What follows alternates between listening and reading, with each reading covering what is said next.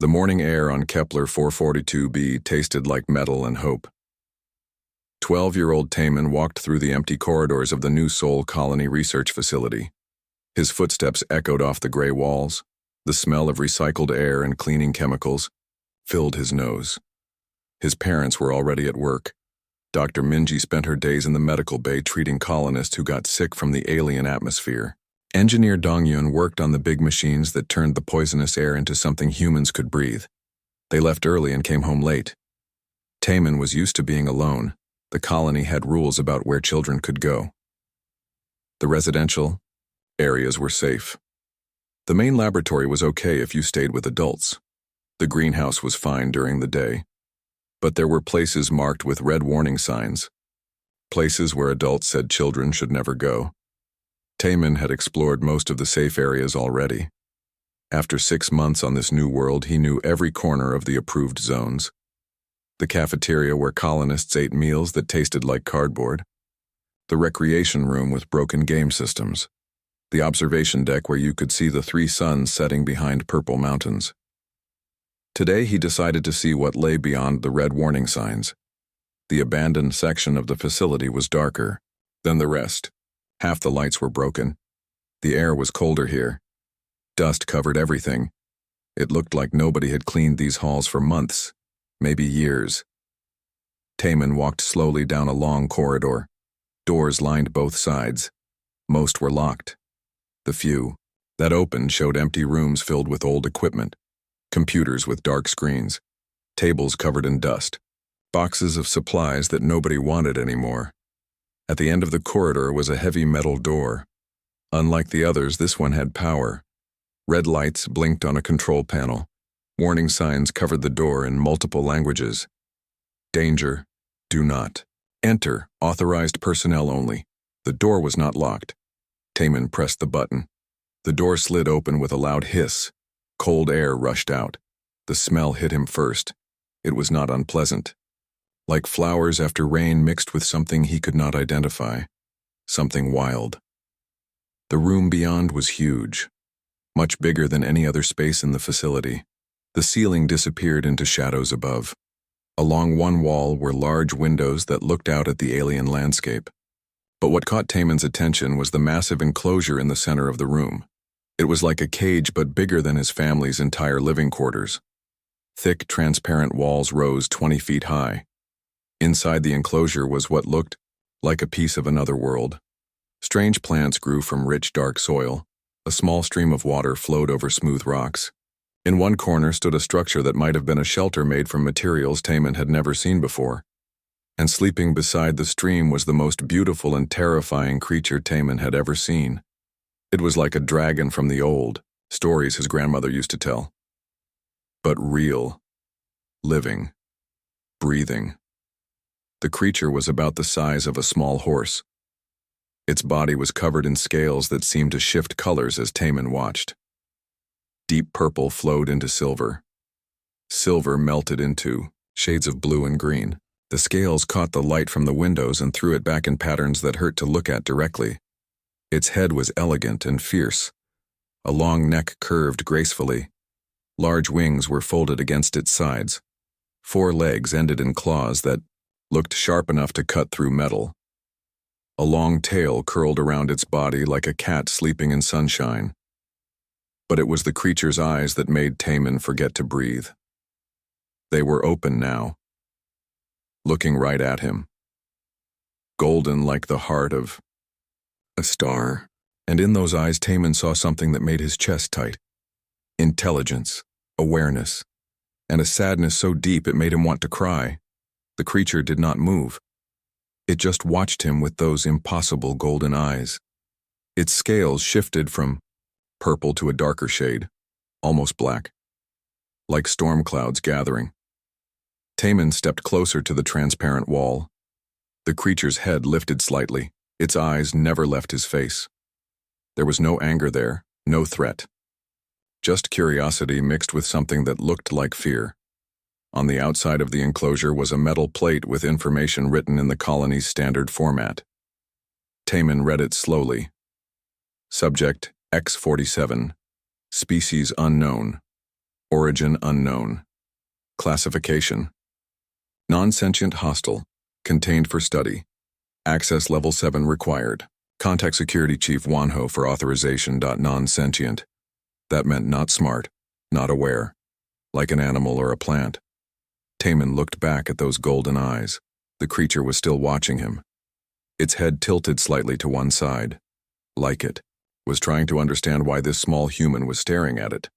Non-sentient. The word felt wrong in his mind. Around the creature's neck was something that made Timid forget about the classification plate. A metal tag hung from a chain that looked ancient. The metal was dark with age but covered in symbols that seemed to glow with their own light. The symbols were like nothing in the colony's computer systems. They looked old. Older than human space travel. Older than the colony ships that brought people to this world. The symbols seemed to move as he watched them, shifting and changing like the creature's scales. They pulled at something in his mind, made him feel things he could not name. The creature made a sound. Not a roar or a growl. Something softer, musical, like singing, but in a language that had no words. The sound made the hair on Timid's arms stand up, made his heart beat faster, but not from fear, from something else. Something that felt like recognition. The creature's scales shifted again, lighter now, the purple mixed with silver and something that might have been gold. Its tail unwound from around its body. It stood up slowly, gracefully, and walked toward the wall that separated them. When it reached the transparent barrier, it pressed one clawed hand against the surface. The scales on its palm were softer, more like skin than armor. Its golden eyes looked directly into Timid's. Timid raised his own hand and pressed it against the wall. His small human hand lined up with the creature's much larger one. The barrier was thick and cold, but for a moment it felt like there was nothing between them at all. The creature sang again, softer this time, sadder, and Timid knew without understanding how he knew that this magnificent being was the loneliest creature in the galaxy. Timid could not stop thinking about the golden eyes. 3 days had passed since his first visit to the abandoned section. 3 days of trying to act normal while his mind kept returning to that moment when he pressed his hand against the barrier. The creature's scales had been so close he could see individual patterns in them, like tiny galaxies swirling in purple and silver. His parents noticed his distraction at dinner. "You seem quiet tonight," Dr. Minji said as she ate her protein ration. Her medical uniform was stained with something green, probably alien plant samples from the greenhouse. "Did something happen at school today?" School was just 10 kids sitting in a room while a computer taught them basic subjects. Nothing interesting ever happened there. "I am fine," Timid said, just thinking. Engineer Dongyan looked up from his tablet where he was reviewing maintenance reports. "Thinking about what?" Timid almost told them. Almost described the creature and its sad golden eyes and the way its scales changed colors like living art, but he stopped himself. Adults had rules. Adults would make him stop visiting. Adults would ask too many questions. "Just school stuff," he said instead. The next morning, Timid waited until his parents left for work. Then he gathered supplies. An apple from their weekly food allowance, a bottle of water, his tablet for taking pictures. He stuffed everything into his school backpack and headed for the abandoned section. The heavy door opened just like before. The creature was awake this time. It stood near the far wall of its enclosure looking out through the windows at the purple mountains. When Timid entered the room, it turned around immediately, like it had been waiting for him. "Hello," Timid said softly. The creature's head tilted to one side. Its scales shifted from dark purple to lighter shades. Not quite silver, but getting there. It walked toward the barrier slowly. Each step was graceful despite its size. Timid sat down cross-legged in front of the transparent wall. The creature stopped just on the other side. This close, he could hear its breathing, slow and steady. He could see details he had missed before. The scales were not just purple and silver. They had tiny hints of blue and green and gold. They seemed to glow with inner light. The ancient tag around its neck caught his attention again. The symbols looked different today, still glowing softly but arranged in patterns that seemed almost familiar, like he had seen them in dreams. "I brought you something," Timid said. He pulled out the apple and held it up. The creature's golden eyes focused on the fruit. Its nostrils flared slightly. Could it smell the apple through the barrier? Timid looked around the enclosure.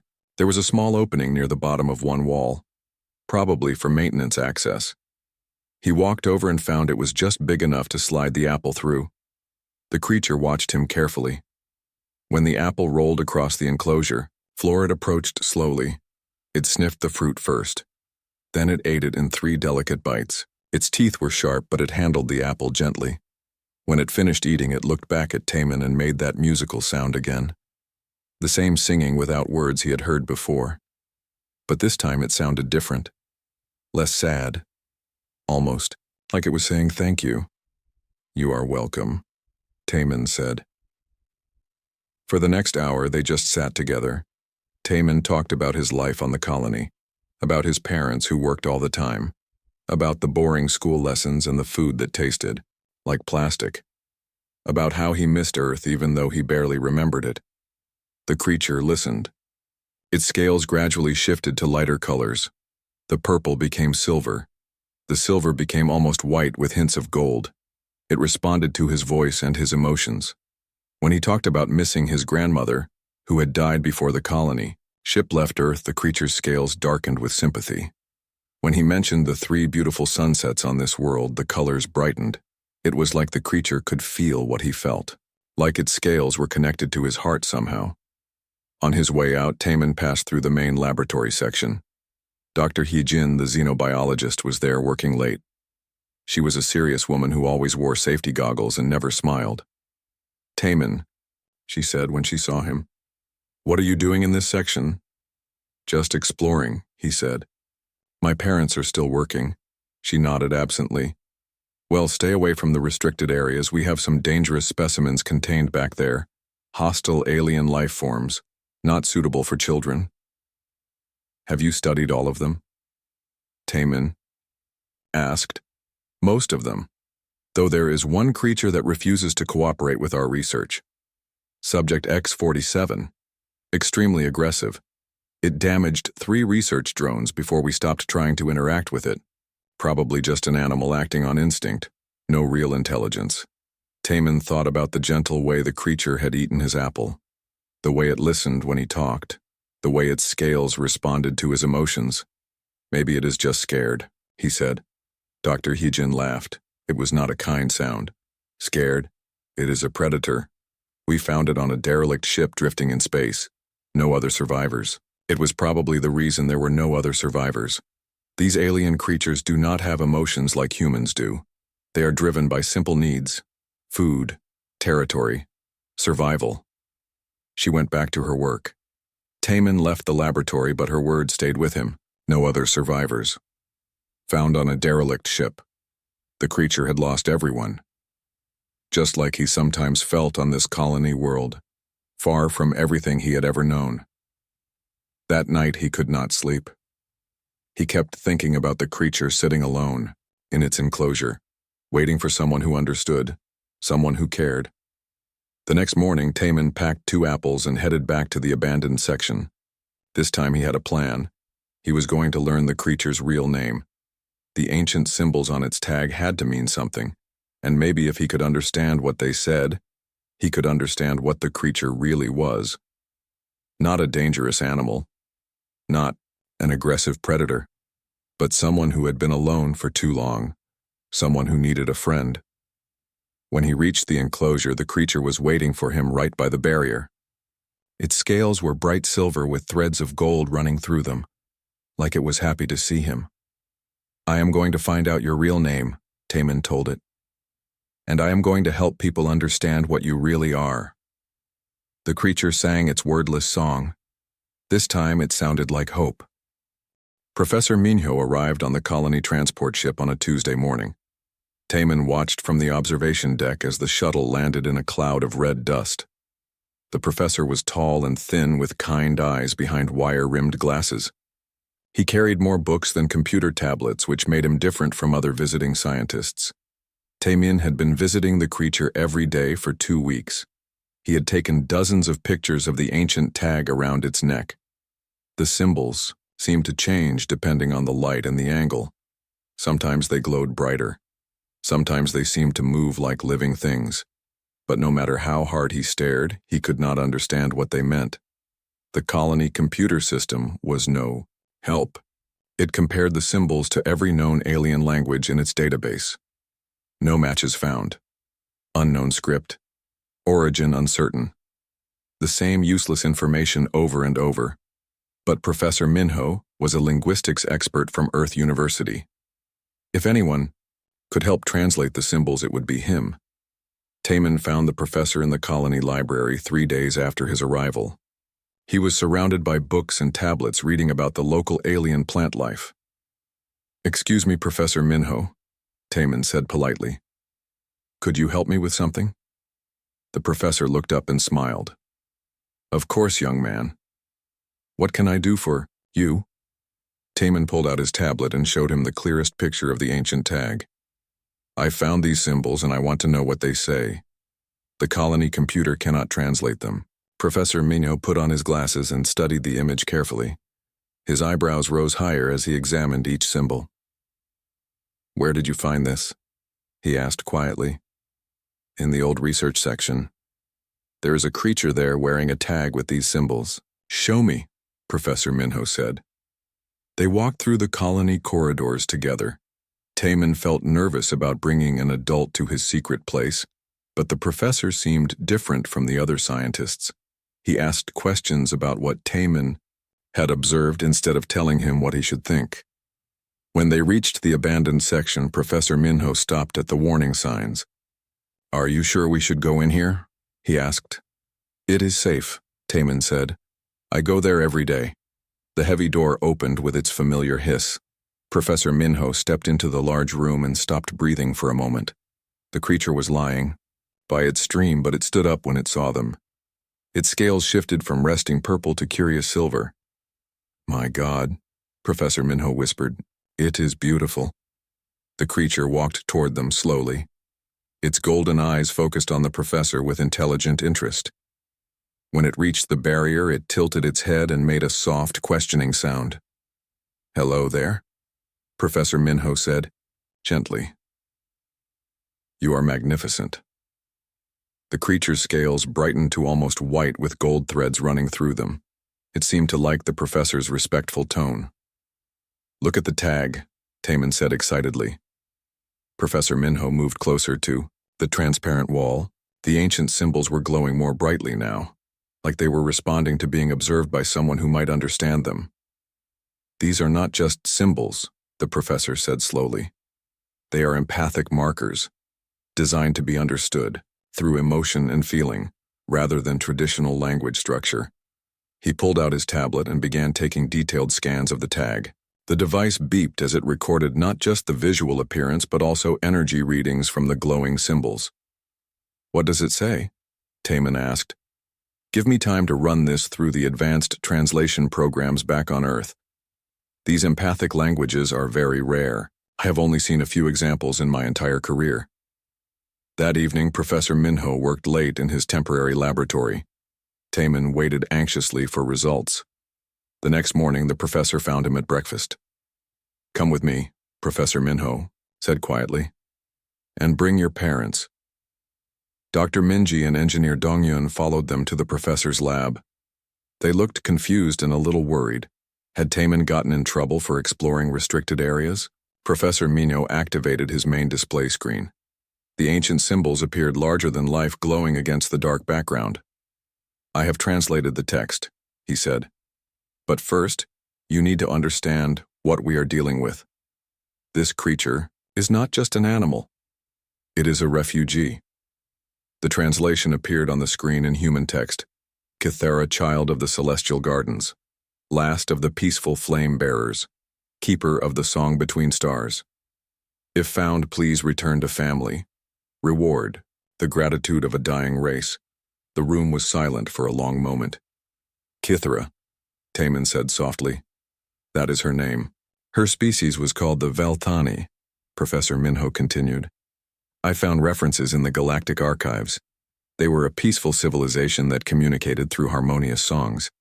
Their homeworld was destroyed when their star went supernova 30 years ago. Dr. Minji sank into a chair. 30 years ago. She has been alone for 30 years. The archives say the Velthani were psychically linked as a species, Professor Minho explained. They needed each other to survive emotionally. When separated, they usually died from grief within months. But she survived, Engineer Dongyun said. Barely, and probably only because she found something to hope for, someone who showed her kindness. Everyone looked at Timid. His face was red, but he felt proud and sad at the same time. The hostile behavior mentioned in her file, Professor Minho continued. Those were not attacks. They were attempts to sing healing songs. But without others of her kind to harmonize with the songs became discordant, frightening to other species who did not understand. She was trying to help, Timid said. She was trying to heal people and they thought she was attacking them. Exactly. Your friendship may be the first real communication she has had since losing her family. Dr. Minji stood up suddenly. We have to tell Colony Administrator Jiwon. Immediately. This changes everything. But Professor Minho looked worried. I sent word to Earth about this discovery. The Xenobiological Council is very interested. They want her transferred to a research facility for study. Timid felt his heart sink. Study? Like she is still just an animal? I am afraid so. They see her as a valuable specimen, the last of her kind with unique abilities that could benefit terraforming efforts. But she is not a specimen, Timid said angrily. She is Kithara. She has a name and feelings and she misses her family. Professor Minho nodded sadly. I agree with you. But convincing the council will not be easy. They see scientific opportunity, where we see a person who deserves dignity. Timid looked at his parents. We cannot let them take her away. She trusts me. She is finally starting to heal from being alone so long. Dr. Minji put her hand on her son's shoulder. What do you suggest we do? Timid thought about Kithara's golden eyes, about the way her scales glowed brighter when he visited, about how she listened to his stories and sang her wordless songs of loneliness and hope. We have to prove she is not just a specimen, he said. We have to show everyone what I see when I look at her, that she is someone worth saving. Professor Minho smiled. Then we better get started. We do not have much time. The colony's main computer system hummed quietly as technician Jae-hyun fed it new search parameters. 3 days had passed since Professor Minho translated Kithara's tag. Now they were racing to find more information about her people before the Xenobiological Council arrived from Earth. Timid sat beside Jae-hyun watching lines of data stream across the screen. His parents and Professor Minho stood behind them. The computer was searching through decades of galactic archives looking for any mention of the Velthani. Found something, Jae-hyun said suddenly. A document appeared on the screen. It was a rescue ship report dated 31 years ago. The captain was someone named Kyung-woo, who worked for the Galactic Refugee Assistance Program. Read it out loud, Dr. Minji said. Jae-hyun cleared his throat. Day 15 of the Velthani evacuation effort. We have rescued another 300 survivors from the outer colonies. But the news is grim. The Velthani are dying faster than we can save them. They cannot survive separation from their family groups. Even when we keep families together, they sing death songs for those left behind. The report continued with heartbreaking details. Ships full of Velthani refugees drifting silent through space when the last survivors finally gave up hope. Rescue teams finding empty ships with no signs of violence. Just people who had died from missing each other too much. Day 22, Jae-hyun continued reading. We found a small transport ship with one survivor, a juvenile Velthani. She was barely alive and singing constantly. Her family must have died around her, but somehow she kept singing. We tried to connect her with other survivors, but she was too traumatized to harmonize with anyone. Timid's throat felt tight. That was her. That was Kithara. Day 25. The juvenile is stable but will not stop singing. Her songs are beautiful but wrong somehow. Like music played in the wrong key. The other Velthani survivors cannot connect with her. She has been alone too long. Professor Minho put his hand on Taemin's shoulder. Keep reading. Day 30. We have placed the juvenile on a research ship for study. Dr. Chen believes her songs might hold clues to Velthani communication methods. The child seems resigned to her fate. She has stopped trying to harmonize with others. The report ended. There. No mention of what happened to the research ship. No follow-up on the lone surviving child. She was just a kid, Taemin said quietly. Like me. And they took her away to study her. Medical Officer So-young entered the computer room with her tablet full of new data. I have been running detailed scans of our friend in the restricted section, she said. Professor Minho was right. Her neural pathways are incredibly complex. More advanced than human brains in some ways. What do you mean? Engineer Dong-yun asked. She processes emotions and memories differently than we do. Her brain chemistry changes based on her environment and the emotional state of people around her. That is why her scales change colors. She is literally feeling what others feel. So-young pulled up brain scans on her tablet. But there is something else. Something that explains why she survived when other Velthani did not. The brain scans showed patterns of activity that pulsed like heartbeats. She is still singing, So-young explained. Inside her mind, she never stopped trying to harmonize with her lost family. That is what has kept her alive all these years. The hope that someday someone would hear her song and understand. Terraforming specialist Nari burst into the room carrying soil samples and looking excited. You all need to see this, she said breathlessly.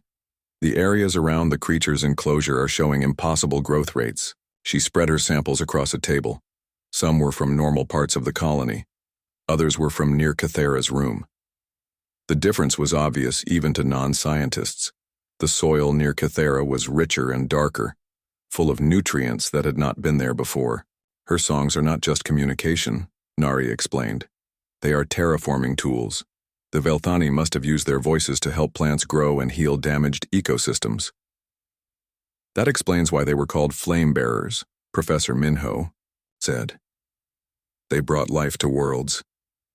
Captain Kyungwoo arrived that evening. He was older now with gray hair, but Taemin recognized him from the rescue report photo. He had volunteered to come when he heard about the surviving Velthani. I never forgot her, he said as they walked toward the restricted section. That little girl singing alone on the research ship. I always wondered what happened to her. When they entered Cathera's room, she was lying by her stream looking out at the purple mountains. But she stood up immediately when she saw Captain Kyungwoo. Her scales shifted from purple to silver to bright gold. She began to sing. It was the most beautiful and heartbreaking sound Taemin had ever heard, not the soft, wordless song she usually sang for him. This was different, deeper, fuller, like music that came from the center of her soul. Captain Kyungwoo started crying. I remember that song, he whispered. She sang it the whole time we had her on my ship. I thought it was just distress calls. What was she really singing? Taemin asked. She was calling for her family, telling them where she was, hoping they would hear her across the stars and come find her. Cathera's song grew louder, more complex. Harmonies layered on harmonies. Her scales blazed with colors that had no names. The plants in her enclosure began to glow with their own light responding to her voice. She is still calling for them, Professor Minho said softly. After 30 years, she is still hoping someone will answer. The song ended abruptly. Kithara looked directly at Taemin through the transparent barrier. Her golden eyes were full of ancient sadness, but also something new. Something that looked like peace. She knows we understand now, Taemin said. She knows she is not alone anymore. Captain Kyungwoo wiped his eyes. The research ship she was on disappeared 28 years ago. We assumed it was destroyed by pirates or system failure, but maybe the crew realized what they had. Maybe they tried to find her a home.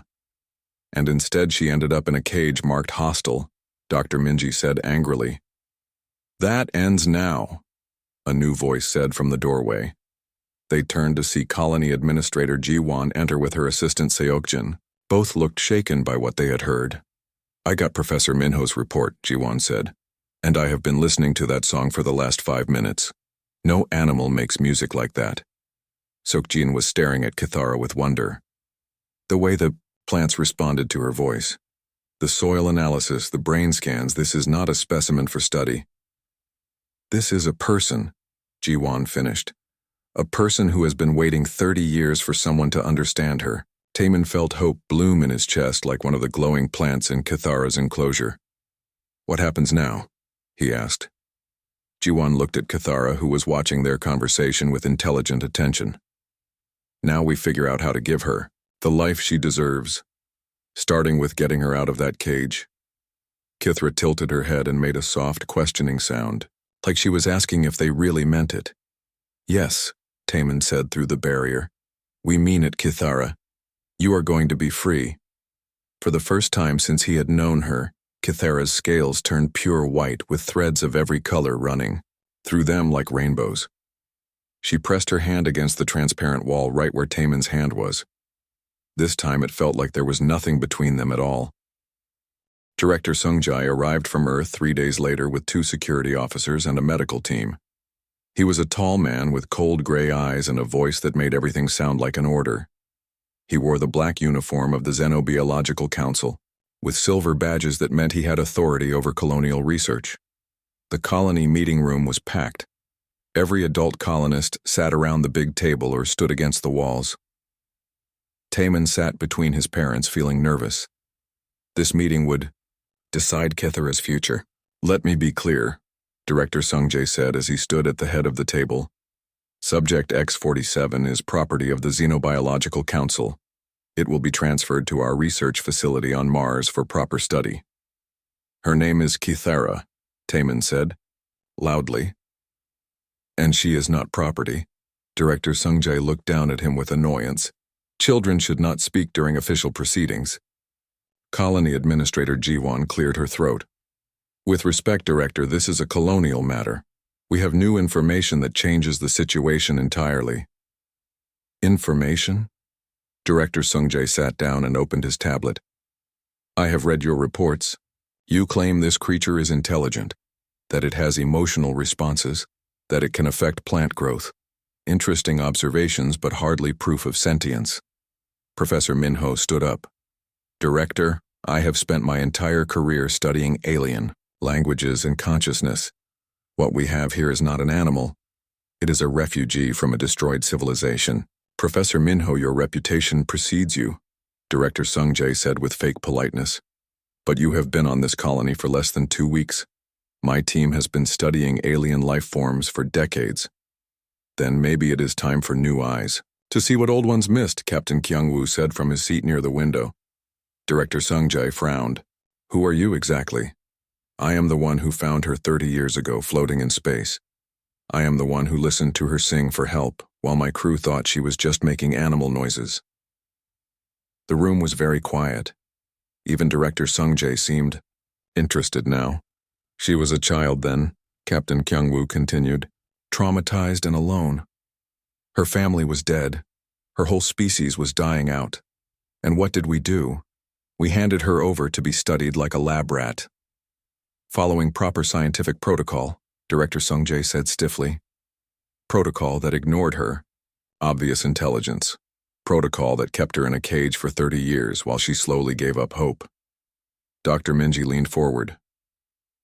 Director, we have brain scans that prove complex thought patterns, emotional responses that show empathy and memory. She responds to music and art and stories. How is that not proof of consciousness? Animals can be trained to respond to stimuli, Director Sungjae replied. Dolphins respond to music. Dogs show emotional responses. That does not make them people. Taemin could not stay quiet anymore. Have you ever actually seen her? Director Sungjae looked annoyed again. I do not need to see it to know what it is. Yes, you do, Taemin said, standing up. You need to look at her eyes. You need to see how she listens when people talk. You need to watch her scales change colors when she feels things. Taemin, his mother whispered. Sit down. No, Taemin said. His voice was getting louder. He wants to take Kithara away without even meeting her. That is not fair. Director Sungjae studied Taemin with those cold gray eyes. Very well, young man. Show me this creature. Convince me it is more than an animal. The whole group walked through the colony corridors toward the restricted section. Timid felt scared and excited at the same time. This was Kithara's chance to prove what she really was.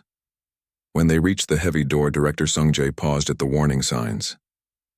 Interesting that you allow a child into a dangerous area, he said to Jiwon. The only dangerous thing here was our ignorance, Jiwon replied. The door opened. They all entered the large room with its broken lights and dusty equipment.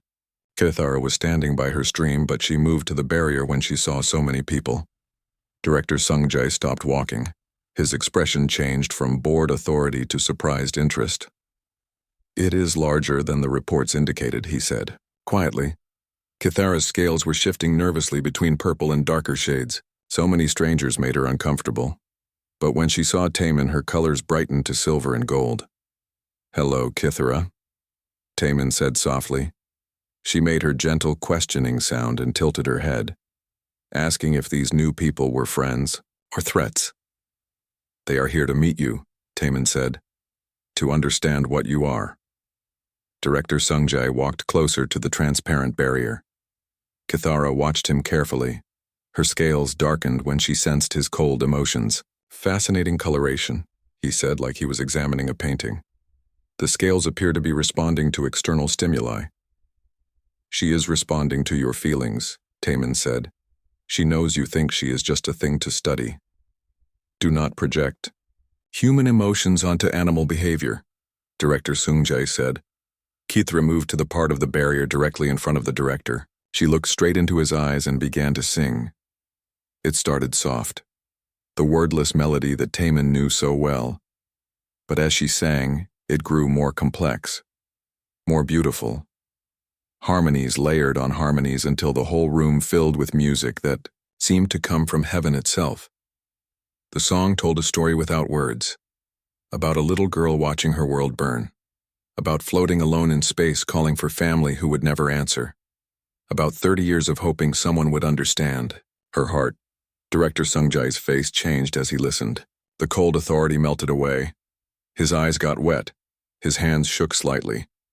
The plants in Kithara's enclosure began to glow in response to her song. The air itself seemed to shimmer with musical light. Everyone in the room felt their hearts fill, with emotions they could not name. When the song ended, there was complete silence. Director Sungjae stared at Kithara for a long moment. She stared back with her ancient golden eyes. What did she just do to me? He whispered. She told you who she is, Timid said. She showed you her heart.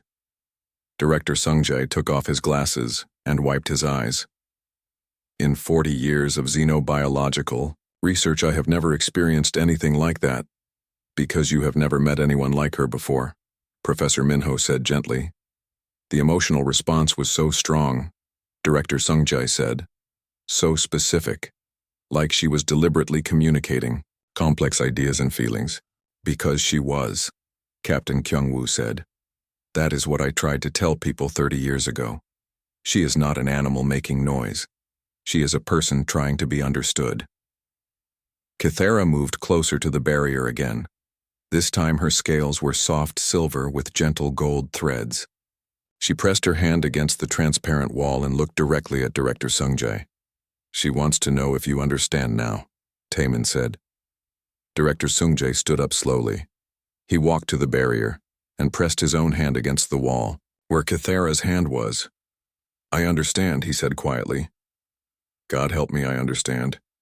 He turned to face the group. There will be no transfer to Mars, no research facility. This is not a specimen. What is she then? Jiwon asked. Director Sungjae looked back at Kithara, who was watching him with hopeful eyes. She is a person, he said. A person who deserves freedom and dignity and the chance to choose her own future. Timid felt tears running down his face. But they were happy tears. Does that mean she can stay? He asked. Director Sungjae nodded. If the colony will have her, if she wants to stay. Everyone looked at Kithara. She tilted her head toward Timid and made a soft sound that everyone understood perfectly. She was saying yes. 6 months later, Timid stood on the hill above New Sol Colony, watching 3 suns set behind the purple mountains. The air smelled like flowers now instead of metal and recycled atmosphere. Green plants covered what used to be dead soil. Gardens bloomed in places where nothing had grown before. Kithara lay beside him on the soft grass. Her scales shifted gently between silver and gold as she watched the sunset. She was free now. No more transparent barriers, no more cage, no more loneliness. The colony had changed completely since her release. Her songs filled the air every morning and evening, helping plants grow faster than anyone had thought possible. The terraforming project that was supposed to take 50 years was now ahead of schedule. The atmosphere was cleaner, the soil was richer, even the water tasted better. But the biggest change was in the people. Colony Administrator Jiwan no longer worked 16-hour days. She spent time in the gardens listening to Kithara's songs and feeling peaceful for the first time since arriving on this world. Assistant Seokjin had started learning music so he could better understand what Kithara was communicating. Medical Officer Soyoung reported that colonist health had improved dramatically. Fewer people were getting sick. Depression and anxiety were down by 70%. People slept better and argued less. Kithara's presence seemed to heal emotional wounds as well as physical ones. "Tell me about Earth again," Kithara said in her musical voice. Over the months she had learned to speak human languages, though she preferred to communicate through song and emotion. Her voice sounded like music even when she used regular words. "Earth has 1 sun instead of 3, Timid said, "but it has big oceans full of water, and cities with millions of people, and my grandmother used to make soup that tasted like happiness." Kithara's scales brightened with interest. She loved hearing about other worlds and other ways of living, especially stories about families and homes and belonging. "Do you miss it?" she asked. "Sometimes, but this feels like home now too." Kithara made her gentle humming sound that meant she understood. She had learned to call this world home as well. The first real home she had known since losing her family 30 years ago. "Kithara," Timid said quietly. "Are you happy here?" Her scales shifted to pure gold, with silver threads, like stars. "I am not alone anymore. That is a kind of happiness I forgot existed." They sat in comfortable silence, watching the suns disappear behind the mountains. Night was coming, but it was not dark. Kithara's scales provided gentle light, and the plants around the colony glowed softly in response to her presence. "I have something to tell you," Kithara said. "Something wonderful happened today." She began to sing, but this time her voice was different, deeper, more complex, like multiple people, singing in perfect harmony. Timid felt his heart skip. "What is that?" "Listen," Kithara whispered. In the distance, very faint but unmistakable, was an answering song. Then another, and another. "Other Velthani," Timid breathed. "They heard you." Kithara's scales blazed brighter than he had ever seen them. 3 survivors on different worlds. We found each other through the songs the colony transmits across space. For months, Professor Minho and technician Jae-hyun had been working on a project to broadcast Kithara's songs through the colony's communication array. They hoped other Vilthani survivors might be out there listening for familiar voices. Today, their hope had been answered. "Will you go to them?" Timid asked. Part of him was excited for her. Part of him was scared of losing his best friend. Kithara turned to look at him with those ancient golden eyes. "They want to come here, to New Sol Colony, to the world where someone finally understood what we are." "Really?" "We talked for hours through the songs. They have been alone like I was, caged or studied or hidden away. But they heard about this colony where a Velthani lives free and helps humans build a better world." Timid felt tears of joy running down his face. "So you will have family again?" "I already have family," Kithara said gently. "You and your parents and everyone here. The other Vilthani will be additional family. More voices to add to our song." She began to sing again. This time Timid could hear the 3 distant voices joining her across the vast emptiness of space. 4 survivors of a dead civilization singing together for the first time in 30 years. The song spoke of loss and hope, of endings and new beginnings, of finding home in unexpected places with unexpected people. As they sang the plants around New Seoul, Colony glowed brighter, the air became sweeter, even the 3 suns seemed to shine more gently as they set. Ambassador. Yuna says the Galactic Council wants to make this colony a sanctuary, Kithra said when the song ended, a place where survivors of extinct civilizations can come to heal and start over. Do you want that? Taman asked. I want this colony to be what it already is. A place where someone who is different and alone can find people who care about them. A place where species that have never met before can become family. Taman reached over and touched one of her silver scales. It was warm and smooth, and felt like touching starlight. Professor Minho says humans are good at making families. Out of strangers, he said. Maybe that is why we got to the stars. Not because we are smart or strong, but because we know how to love people who are different from us. Kithara's scales shifted to the soft rainbow pattern that meant deep contentment. Humans see people where others see only animals or specimens, or things to study, she said. That is a rare gift in the galaxy, maybe the rarest gift of all. They heard voices calling from the colony below. Dr. Minji and Engineer Dongyun were looking for Taman. Dinner was ready. Come on, Taman said, standing up. Mom made soup tonight, you love her soup. Kithara stood gracefully and stretched her wings. In the fading light they looked like pieces of sky come to earth. Race you down the hill? She asked playfully. That is not fair. You can fly. I will not use my wings, she promised. They ran down the hill together laughing. A 13-year-old, human boy and a dragon from another world. Best friends racing toward home and family, and the warm lights of a colony that had learned to see magic in the most unexpected places. Behind them, 3 distant voices continued to sing across the stars. Soon they would be reunited. The last children of the Velthani would have each other again. But tonight Kithara was content to sit around a dinner table with humans who had taught her the most important truth in the universe. Nobody has to be alone if someone is brave enough to care. Around her neck she still wore the ancient tag that had started everything. But now it had been joined by a new tag made by the colony's children. This one read in simple human letters, Kithara Bayul Friend, of New Seoul Colony Bridge Between Stars. The song Between Stars was no longer a song of loneliness. It had become a song of coming home.